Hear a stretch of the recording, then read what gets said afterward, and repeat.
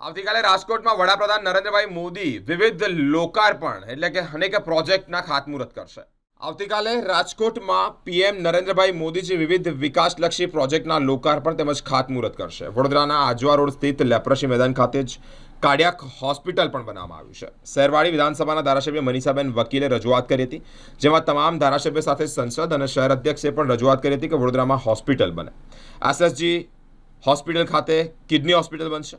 બંને હોસ્પિટલનું આવતીકાલે ખાતમુહૂર્ત કરવામાં આવશે। 150 કરોડના ખર્ચે કાર્ડિયાક હોસ્પિટલ બનશે, 200 કરોડના ખર્ચે કિડની હોસ્પિટલ બ્લોક બનશે। ધારાસભ્ય મનીષાબેન વકીલે જ એક નિવેદન આપ્યું છે અને માહિતી આપી છે। પીએમ મોદી અને મુખ્યમંત્રી ભૂપેન્દ્રભાઈ પટેલે નાગરિકોના આરોગ્યને લઈને જાગૃત રહ્યા છે।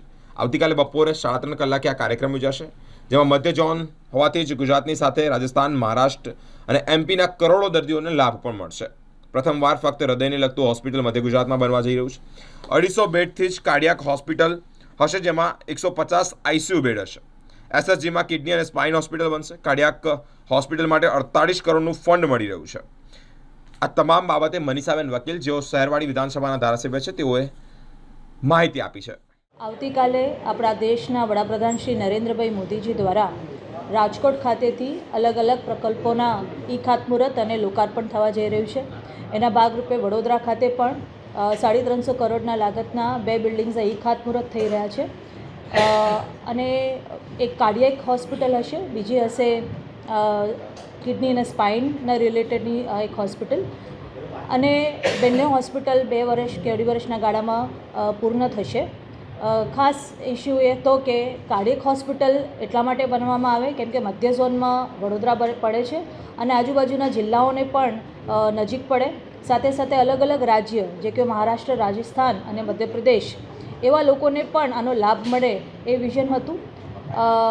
જ્યારે આપણે જોઈએ છીએ કે હાર્ટની બીમારીઓ વધી રહી છે અને ત્યારે મોંઘી જે પ્રાઇવેટ હોસ્પિટલો છે ખૂબ મોંઘી પડતી હોય છે, ત્યારે સરકારે પોતે આ કેથલેબ ઊભી કરી છે।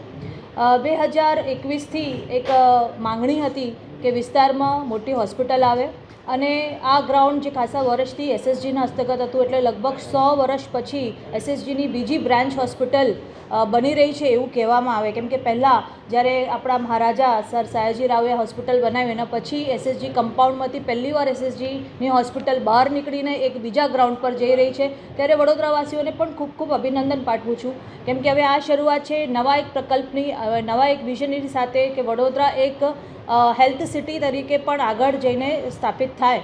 એના ભાગરૂપે ખૂબ સરસ આ એક આયોજન કરવામાં આવ્યું છે અને ખૂબ સારો એવો લાભ લોકોને થશે। મધ્ય ગુજરાતની સૌથી મોટી એવી સર સયાજીરાવ જનરલ હોસ્પિટલ તથા સેન્ટ્રલ ગુજરાતના 6 જિલ્લાઓ, પશ્ચિમી મધ્યપ્રદેશ તથા સાઉથ વેસ્ટર્ન રાજસ્થાનના જિલ્લાઓમાંથી અત્રે આવતા દર્દીઓ માટે ખૂબ જ ખુશીના સમાચાર છે। એસએસજી હોસ્પિટલમાં કાર્ડિયોલોજી અને કાર્ડિયોથોરેસિક સર્જરી માટે એક અલગથી સુપર સ્પેશિયાલિટી હોસ્પિટલનું ખાતમુહૂર્ત યશસ્વી પ્રધાનમંત્રી નરેન્દ્રભાઈ મોદીના હસ્તે આવતીકાલે રાજકોટથી થવાનું છે। આ પ્રોજેક્ટ કોસ્ટ 150 કરોડ। આ ઉપરાંત હયાત એસએસજી હોસ્પિટલમાં સ્પાઇન, ઓપ્થલ્મોલોજી તેમજ કિડની માટેના એક નવીન સ્પેશિયાલિટી બિલ્ડિંગનું આયોજન ઓપીડી સાથે એનું પણ ખાતમુહૂર્ત થવા જઈ રહ્યું છે। એ આશરે 200 કરોડ રૂપિયાનું આયોજન છે। બંને હોસ્પિટલો જ્યારે કાર્યાન્વિત થશે ત્યારે મધ્ય ગુજરાતની આ હોસ્પિટલ ખરેખર દર્દીઓ માટે એક આશીર્વાદ સમાનરૂપ બનશે અને અમે સુપર સ્પેશિયાલિટી સેવાઓ ખાસ કરીને કાર્ડિયોલોજી તેમજ કાર્ડિયોથોરેસિક સર્જરી, નેફ્રોલોજી, સ્પાઇન અને એડવાન્સ ઓપ્થલ્મોલોજીની સેવાઓ લોકો માટે ઊભી કરી શકીશું। Thank you. અંદાજ મુજબ 2 વર્ષનો ગાળો હોય, એક હોસ્પિટલ ખાતમુહૂર્ત થાય, કામ માટેના ઓર્ડર અપાય અને સમગ્ર હોસ્પિટલ લોકાર્પણ માટે તૈયાર થાય, આશરે 2 વર્ષનો ગાળો અંદાજિત।